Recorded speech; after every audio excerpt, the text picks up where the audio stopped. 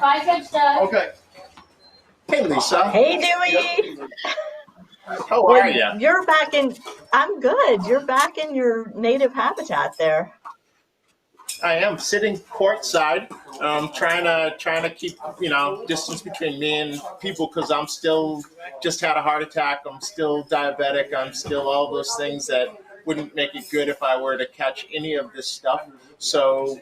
Yeah. I'm hanging out, but I did want to come back because at Austin Tennis Academy we are open, and so I figured it'd be a chance to kind of have some ambiance behind us in tennis as it opens back up. How you doing? I'm good. I'm still not playing. Every time I get close to ready to go back out on the court, I read something or see something that freaks me out, and I'm like, nope, not yet, not yet. The reality is, I think we're going to be in this for a while. So, I think at some point in time, you just have to make that decision of the risk is acceptable, and there's going to be a risk. Otherwise, we're going to be just kind of holed up in our own world for a while. It's funny. No, go ahead. Yeah, we booked plane tickets to head back to Atlanta for 10 days or so in late June, and just the process of doing that is so different now. Everything's different, right? But just trying to get back to Atlanta, and we can't fly nonstop from Orange County anymore. They've canceled those flights, so now we have to go down to San Diego, which is about 45 minutes south of us, and fly out of that airport if we want a nonstop flight, and trying to figure out the logistics of traveling with the dog and how do you avoid other people and keep the dog away from us. I mean, it's this whole craziness, right? So we all have our as we say in the Jewish world, our Mishigash to worry about.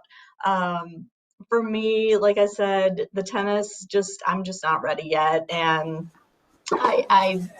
I am so happy people are out and feel comfortable being out, and I hope I get there soon because, like I said, I like get really close, and I'm like, all the text messages are coming in from my teammates out here saying, we're looking for a fourth, who wants to play, and I get really close to typing me, and then I'm like, nah, not yet. So.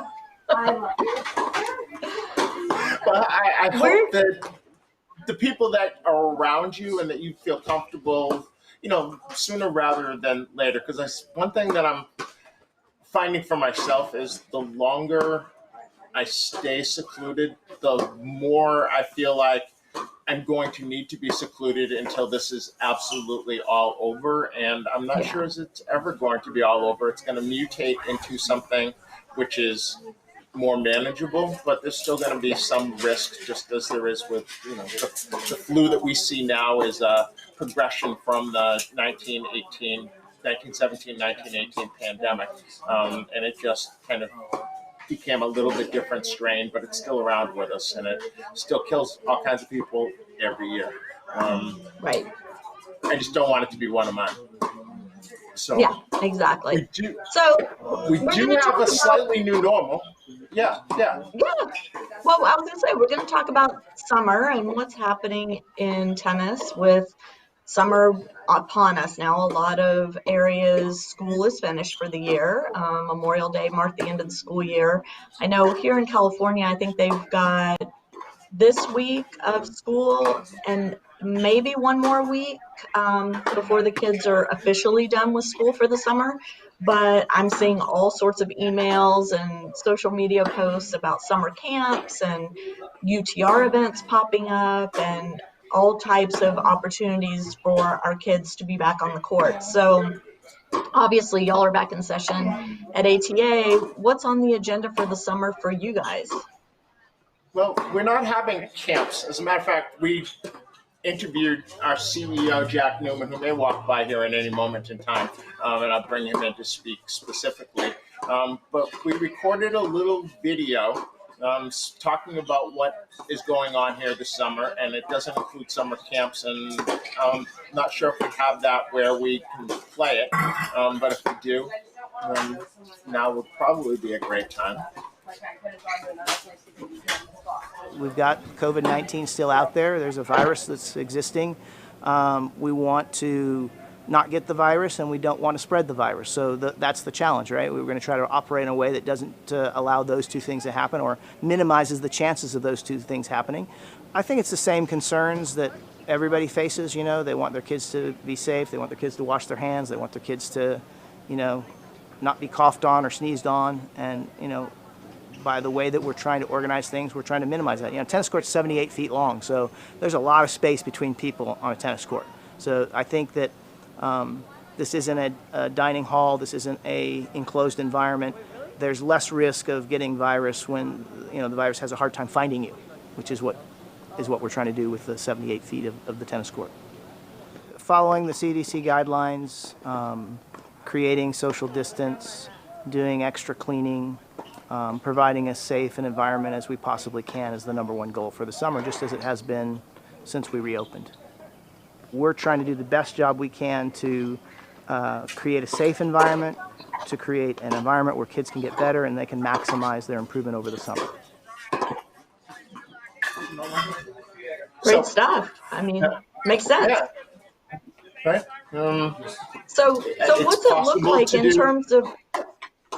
Sorry, what's it look like in terms of numbers for y'all? Like, how many kids are on a court? How many kids are at the facility at a time? Or are there limits on those things? So the way it looks right at the moment, if I were to turn around right now, and unfortunately, although I guess maybe if I get brought full screen, might be able to see it. I'm looking straight across at 4 courts. So a bank of 2, a little walkway, and then another bank of 2. On this court, there are 4 players practicing on 2 courts. A couple of juniors, young man who's playing challenger level, and they're working out. Then the walkway, the 3rd court over is a coach doing a private lesson, and there is nobody on next court. We have, you know, you can see behind me, there are a couple of parents watching practice here as their daughter has just finished up. You know, so we have, you know, a bunch of courts, 14 courts, 12 hard courts, 2 clay courts. Practices look like, afternoon practices will look like 3 sessions. The sessions go for an hour and a half with a 15-minute break in between each session. So the goal is to have 2 people on a court. I guess if we look at 14 courts, 2 people, 24 kids at a time. So about 75 kids over the course of an afternoon that are in the academy program here practicing. And so, you know, there's a fair number of people still getting their tennis in. Not all of it will be used for group lessons. Some of it, a couple of courts are set aside for private lessons throughout the day. During the summer, and you know, so it's a lot of people getting their tennis in, and part of what has been the thought here is that kids are getting more court space. So there's a lot of one-on-one where before the economic model kind of dictated that there'd be 4 people on a court and everybody was pretty close, or maybe you did a drill every once in a while where there'd be 6 people, 4 at one end, 2 at the other, doing something like that. That doesn't exist. It also means there's less revenue per court coming in.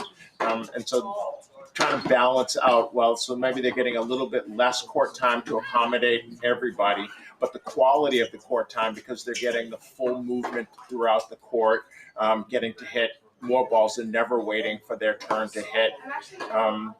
You know, how does that balance out? And is it, you know, worth the same amount to a player? Because are they moving forward that much faster based on it's 2 per court rather than 3 to a court or 4 to a court? So, gotcha. I'm looking at the folks behind you. Are the parents? It doesn't look like they're wearing masks out there. Is that not a requirement? I mean, it's kind of a requirement, but you know, you don't wear a mask in your own house. So if I'm sitting next to Kim, who I live with, and I don't wear a mask at home, why do I necessarily wear a mask if I'm anywhere else? So if we're out going for a walk, I don't wear a mask if I'm going for a walk with her. It's the same air that, I'm breathing and everything else.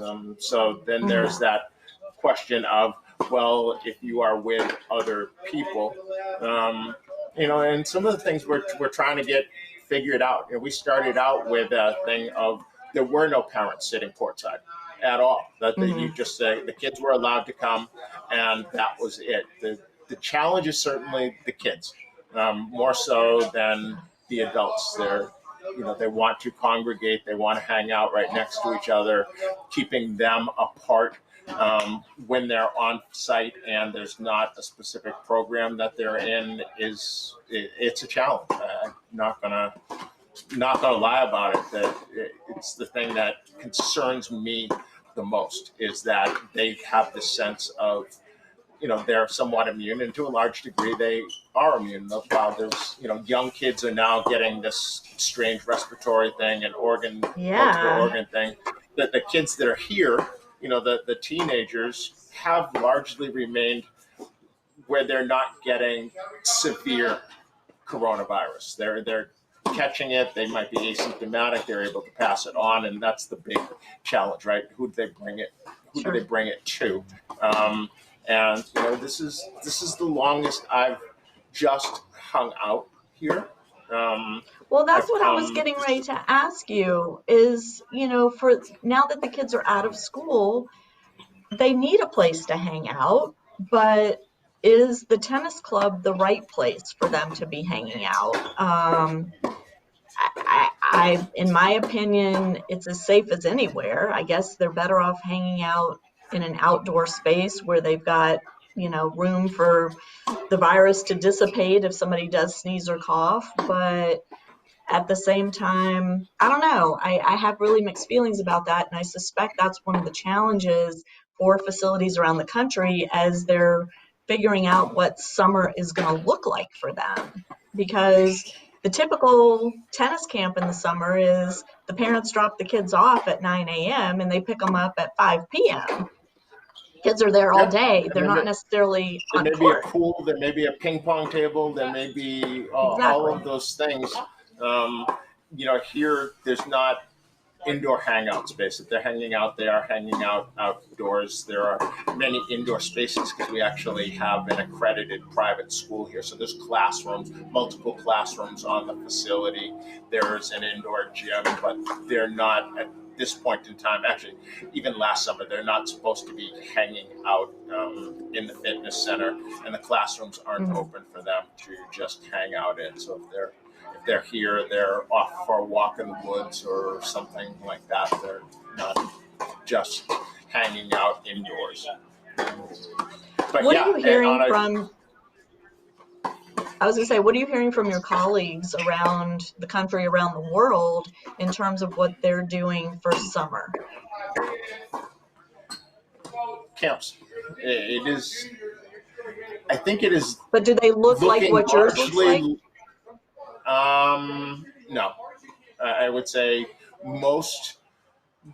lot of people seem to think that because we're no longer mandatory stay at home, that the virus has left us. And so therefore, much as we may have seen the Memorial Day weekend pictures of people congregating in pool parties and things like that, there is a sense of tennis is back to being normal, and so camps and things are going on. We purposefully changed the name of camp, so there are no camps here. What I talked about was the afternoon academy. In the morning, we're doing what is this summer referred to as summer semis. So there are essentially the same thing, same ratio of kids per court, and these are for the kids that are more entry level, where traditionally you may have had more kids standing in a line and doing hand feeding or racket feeding out of a cart. That doesn't exist. So made a conscious decision to take the summer and figure out if there's a model which is sustainable over the next school year which has the smaller number of people per court, higher coach to player ratio. But what I'm hearing from a lot of places is, it's back to, let's see how many people we can get on the space, and still maintain some kind of distancing, but the reality is the distancing which will happen in reality is undoubtedly smaller than what we planned for. So if we haven't planned for 12 feet per person, and when it shrinks to 6 and we only planned for 6, now it shrinks down to 2.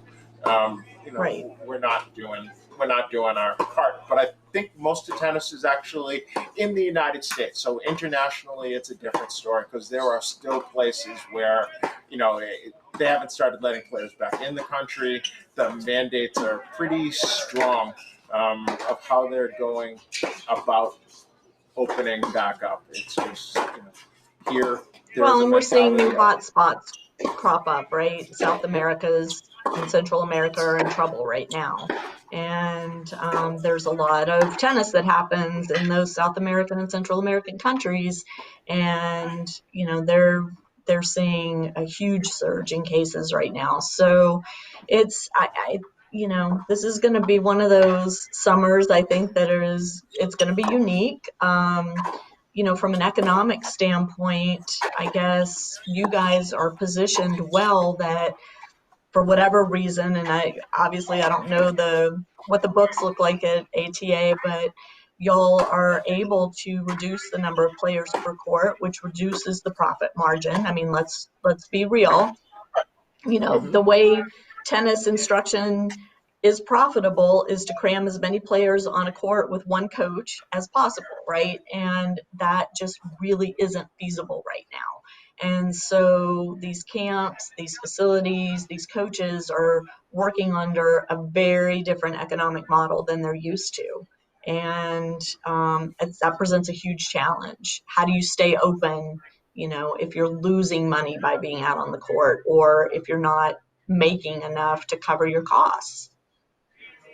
And that's the challenge, isn't it? At Boston Tennis Academy, this has not ever been the low-cost leader. If you're looking for the budget program, this is not the place to go. As a matter of fact, you can't just sign up to be in this program. You have to be sent an invitation letter each year. And so each year, some kids actually are not invited back to the program for the following year. So this is not, the model has never been one which is about being the lowest cost and the largest number of people on court, but it is also pretty close to a break-even model. I mean, the way it has been set up is that it's not one that's making a lot of money. Could have, said, well, it can have high prices and large number of people per court, but that has not ever been Coach Newman's philosophy. It has been set up. I guess the only reason, and this is in an interview he did with us, the only reason he didn't set this up as a nonprofit is because the Small Business Administration doesn't do small business loans to nonprofits. So he had to set it up as a for-profit, but it is essentially a nonprofit business model. I know that model well.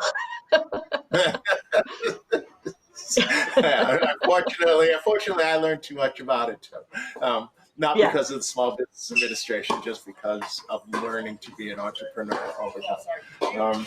What's the word on your street? Because I've seen you're still getting lots of interviews with people, so many people are still willing to talk about what they're doing. What have you heard?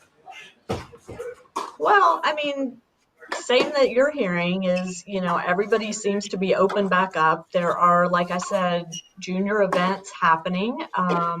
I know there are a lot of UTR events happening at a variety of clubs around the country and around the world. There are professional events being live streamed, not the top players on the ATP and WTA tour, but kind of that next tier down. A lot of former college players and, lower ranked players are having opportunities now to play and compete for prize money, which I'm really happy to see that for them. But what's interesting is it's all very local, right? So the players competing in an event are all people who live within that locale or are training within that locale. And so there's no travel involved, there's no hotel involved, et cetera, et cetera. And I think that UTR has to be loving what they're seeing right now, because this is the UTR model, right? Play close to home, train close to home, compete with those in your neighborhood. And that's what we're seeing both at the junior level and at the professional level. Now, ITA Summer Circuit is still on the schedule for July. They've made some changes. They update their website all the time. So I haven't checked it today to see, if anything's changed. But as of now, those events are still on the calendar. And for those of you with juniors that are in high school or are college level players or will be entering college in the fall, I want to say I love those ITA Summer Circuit events. So if there is one being held near you where you are comfortable for your child to play, I know registration's open to become, I don't know, a member of the ITA, a player member, I don't know what their terminology is, so that you can register for their events. There's a whole procedure to go through. But so those are happening. And again, we're seeing these junior events happening, some using fast four format, some using traditional, best of six, 2 out of 3 set format, most using no ad scoring just to speed things along. But at least tennis is happening, and I think that's a good thing. We'll see, we'll see what happens in the fall. And if school goes back, if colleges open up, I mean, there's so many unknowns still at this point, right? And I think what we've We're all dropping learned college is, tennis programs that college I tennis is mean, evaporating before our eyes. yeah, which we expected, right? We expected this to happen. And so our whole model of what junior tennis means and what it's for, its purpose, I think we need to all be really reevaluating that. And not to plug myself, but I'm going to plug myself. My podcast this week is an interview I did with my son, who gives a very raw and not always positive look at his years in tennis. And I think it's an important interview for people to watch and listen to. We have a video version and an audio version available, just because the way that college is looking right now, college tennis may not be able to be the carrot anymore. And so we need to find other reasons to put our kids in this sport. And as parents, we need to adjust how we look at the sport and how we guide our children through the sport. Um, I think we're in the midst of seeing a lot of big changes. Well, I I think it's coaches need to not dangle that carrot. To be honest with you, I don't know. As a parent, I'll speak for myself, and so as a parent, I didn't start my kid in anything with the anticipation that they were going to get a college scholarship. What I was looking for was to find something that would occupy their time, that they enjoyed doing, and with a group of adults who would be able to nurture their love, appreciation, and help them learn whatever additional lessons there were to be learned through youth sports. And I'm a huge believer in the other lessons that come from youth sports. But then there are all of the coaches who start talking about college scholarships, and they largely because they promote themselves by players that I've coached have received X number of dollars in college scholarships over however many years. And, those are the players that are held up as the role models for the players coming through. But I guess here's where I'm going to be honest. I think that's a dumb reason to play junior sports. Period. I think it's ridiculous. While I agree that the college athlete experience is very different than just going there to party and hit the books. And those teammates become lifelong friends, and the shared experiences are huge. If you want to pay for your kids' college. Just take the money you're going to spend on tennis from the time they're 7 years old till they're put it in, a good mutual fund, and it will be paid for. Well, and I think another piece of that message, Dewey, is, for my child, and I can only speak to my personal experience, though I've certainly heard stories from thousands of parents over the years that I've been doing Parenting Aces. For my child, college tennis was always the end goal for him. That was the reason he continued to work hard and play higher and higher level tournaments over the years, and why it became more and more expensive for us as a family, both in terms of dollars and in time over the years as he continues to develop. So I guess what I'm saying is that I think getting your child involved in tennis and learning the sport and learning the lessons, as you're saying, of the sport is still super important. And tennis is a great vehicle for a lot of things. However, I think what we're going to start to see if college tennis opportunities continue to decline is the amount of travel and money that gets dumped in on such a large level. There, of course, will always be those families who have the means and the desire to continue to throw money into their child's tennis for whatever reasons, whether it's travel opportunities or there's so many reasons people do this. It's not, there's not just one. But I think for the vast majority of tennis families, maybe this is going to be a wake-up call that you don't have to do that. You don't have to spend tens or even hundreds of thousands of dollars on your child's tennis in order for them to get the benefits of it, the perks of it. And I suspect that even if college tennis opportunities do keep going down, having that on your resume that you dedicated yourself to a sport to achieve a certain level of proficiency at a sport, that you continue to work hard at it year after year after year, looks really good on a college application and looks really good on a job application. Yep. So there's still plenty of reasons to put your child in. Yeah, the Stanfords, the Harvards, the great academic institutions still have a place for people who played youth sports, because they recognize that if all you do are take in class valedictorians and salutatorians, that what you have are a bunch of people who have never failed academically, and some of those people are going to be at the bottom of their class, right? And so you get a bad psychological outcome if you have a whole bunch of people that are having their very first failure in that place. They don't have a system because they don't really know the people.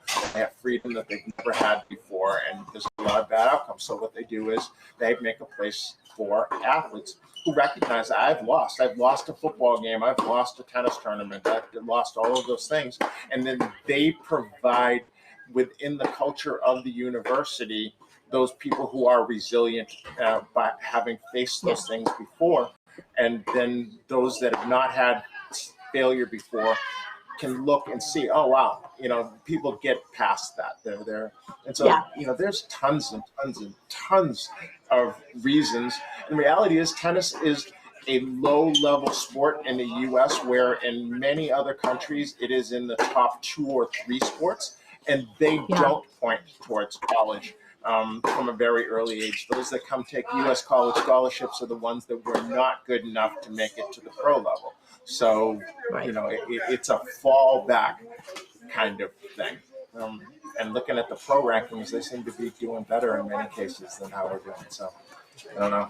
Maybe we'll get some Grand Slam champions because of it. Yeah. Yeah, for sure. All right. Well, we've been going a half hour here. I think we ought to let you get back to work and let our viewers get back to their day. To see who walked behind me. I probably could have had some guests, but I have no idea who has walked behind me unless they came from mostly a bunch of kids. Yeah, okay. Mostly a bunch of kids. Well, but anyway, glad to see you back. Yeah, glad to see you back out there, and it'll be interesting to watch the summer evolve, and I'm sure we'll continue talking about it. Yes, ma'am.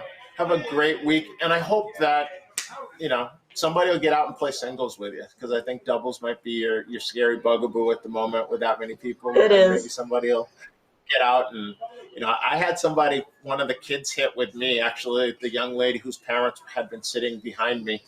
She was the first one. I guess the second one that I hit was she hit with me for about half an hour, and I said, you got to hit the ball right to me. And my feet really didn't move. There was a ball that literally bounced twice about 3 feet in front of me, and my brain's saying go, and all that's happening is I'm bending at the waist and reaching for the ball. So maybe you can find somebody that'll have pity on you and get out, let you get That's going. what I need.